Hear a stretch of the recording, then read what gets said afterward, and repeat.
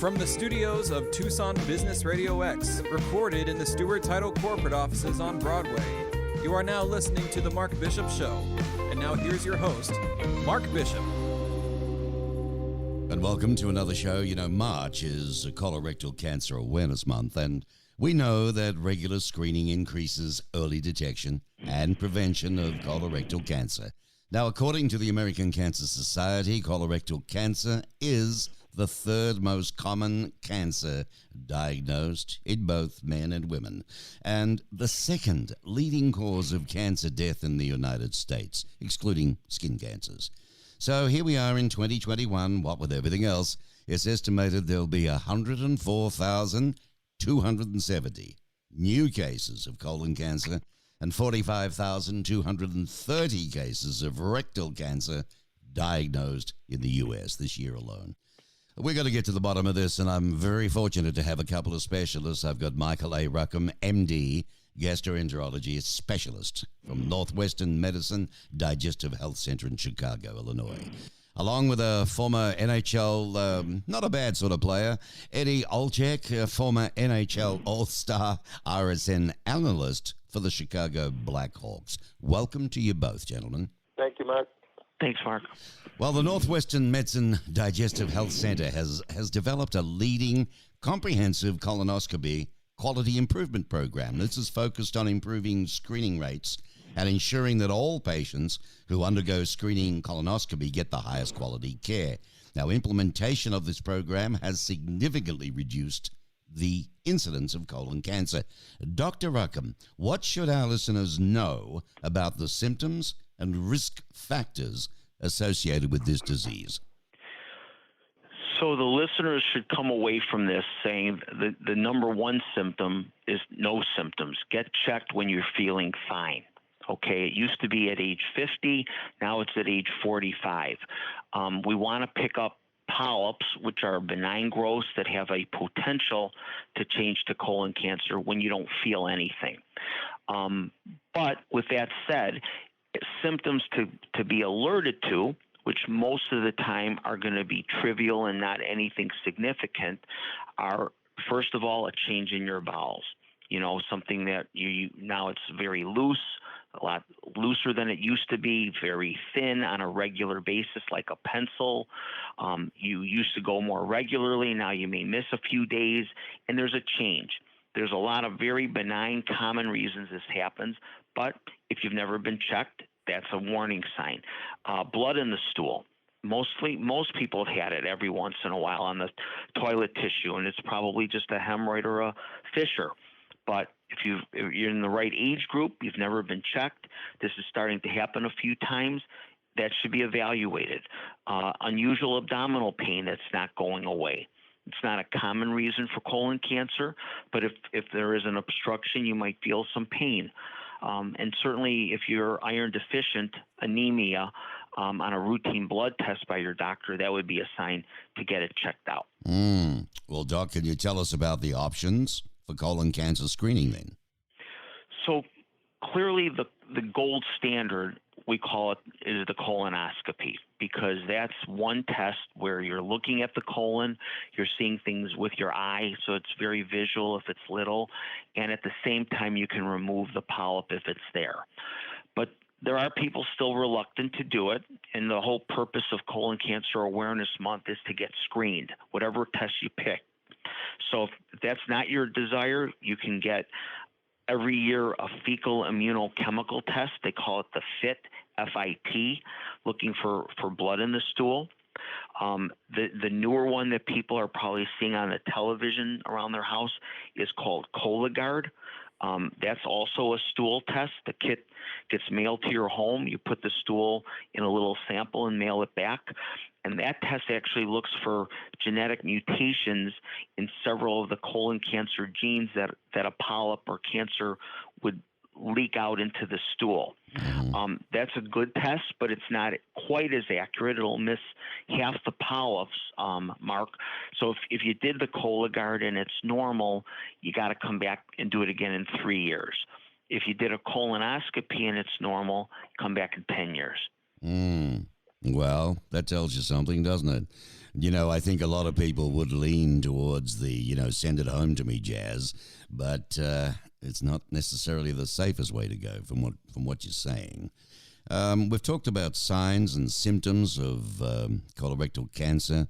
They should prompt our listeners to see a doctor. For you, Eddie, I'd like to ask you, what prompted you to see a doctor and, schedule a cancer screening? Well, for me, Mark, back in the summer of 2017, I was on the verge of turning 51 years of age. I had a colonoscopy set up for later in the year, and as Dr. Ruckham said about some of the symptoms, all of a sudden I could not go to the bathroom. I could not go number two, and that wasn't normal for me.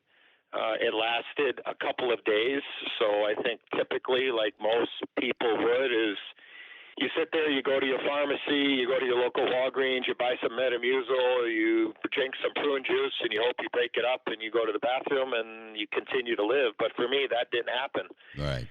So obviously I was scared and nervous, and next thing you know, I'm being rushed to the hospital, and 4 days later, I'm having a 6-hour surgery removing a tumor and being sent out, and them calling me back on August the 4th at 7:07 p.m. in 2017 and telling me that I had stage 3 colon cancer, and they're recommending 6 months of chemotherapy, and then they would reassess after the fact. Now, I'm very lucky and blessed. I had an incredible team led by Dr. Ruckham and the great people at Northwestern here in Chicago, but also the family support, my wife of almost 33 years, my family, my friends, the people that I work for, helped me get through. And it was a battle. I would get chemo every 2 weeks for 6 months.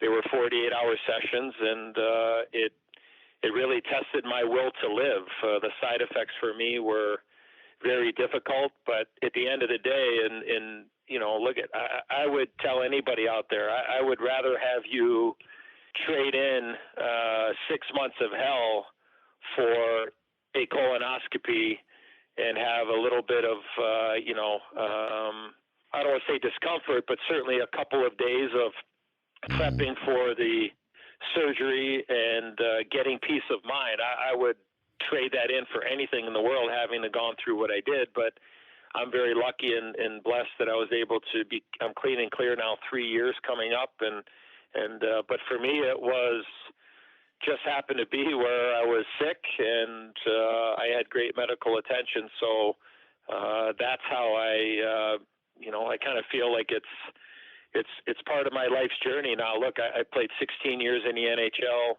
I played in the Olympics for Team USA back in 1984. There was no family history. I was feeling fine. And, cancer does not discriminate, Mark. So for me, it was just, I got sick, and I got really sick. And now I kind of feel it's my obligation and my journey, and part of my life's purpose now is to tell people my story. It was one of the inspirations why I wrote a book, Beating the Odds in Hockey and in Life. And I talk openly and candidly about the battles of going through stage 3 colon cancer. And if I can help one person, if Dr. Ruckham and I on your show, which has a great following, if we can help one person either deal with it or stay away from it, well, it was well worth the 15 minutes that we spent together, or the 16 months that I put pen to paper to tell my story in my book. And that's my story in a Cliff Notes version, and I'm sticking to it, and I'm proud to say that I'm clean and clear and cancer-free. Ah, that's wonderful news. And, I was going to ask you what advice do you have for people, but you've shared that already. And quite frankly, listeners, you should go to www.nm.org/DHC. All right, that's www.nm.org/DHC. So the advice, for people who may be worried about getting screened for colorectal cancer, in a nutshell, you weighed it up. A bit of worry there. They knock you out. You have stuff. It's all over with before you know what happens, right? And as you say, look what you went through. The risk for the rest of your life and your family. I mean, by the way, the book, what's it called again, Eddie? Yeah, it's called Beating the Odds in Hockey and in Life. You can get it online or any of your favorite bookstore, and I'm very proud of it. Look, it'll be the last book I write. A lot of my former friends, and I say that tongue in cheek, Mark. A lot of my former friends asked if there were crayons with this book, and no, there are no crayons with this book that I wrote. But I talk about my journey as a young person who was bullied at times and was questioned, whether or not I can accomplish things I've been able to do in my life, personal life, and also my professional life involved in hockey. But I talk very openly and a lot of transparency with my battles. And again, I couldn't be more proud of it. And I know I've tried to make a difference in the community, and hopefully that we've been able to do that on your show today, Mark. So we really appreciate you allowing us the time to talk about this very important initiative. And look, it's not hard to get things fall through the cracks in the world that we're living in now. I mean, everybody is so focused, and rightfully so, but we also have to look after ourselves and raise our hand. Hey, if you're not feeling well, you got to have the courage to stand up or make a phone call and say, hey, you know what, I don't feel good, or hey, it's time for me to get checked out. And because look at, nobody's invincible, and if we can help one person, like I said earlier, then we're doing what we need to do to help the community. Very good, very good. And you're an excellent speaker and a great ambassador for it too, if I may say so, Eddie. Well, it's time to go, but you're in good hands. You're in Dr. Michael Ruckham's hands, the MD. Northwestern Medicine. Yes, I am. He's the captain of my team. There you go. Well, I guess, Northwestern Medicine, they're pretty pleased to create the Michael A. Ruckham MD Fellowship in Gastroenterology to celebrate his esteemed career and to ensure the highest quality GI care is available for patients for years to come. So he's contributing to the industry, to the disease, to God knows what, and we thank you a lot, Dr. Ruckham. It's a great job that you're doing.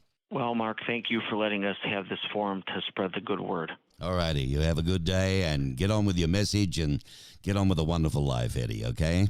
Thank you very much. Appreciate it, Mark. I hope you enjoyed it, folks. There we go on the Mark Bishop Show. Great to hear that wonderful story. It motivates me, I tell you what. I know I've got a lot of friends over the age group that haven't had tested yet. They're just that little, too nervous. We're all guilty of it, so we've got to pucker up, boys, and ladies too, and get going, because it's a wonderful thing to find out and get it over with and get it done.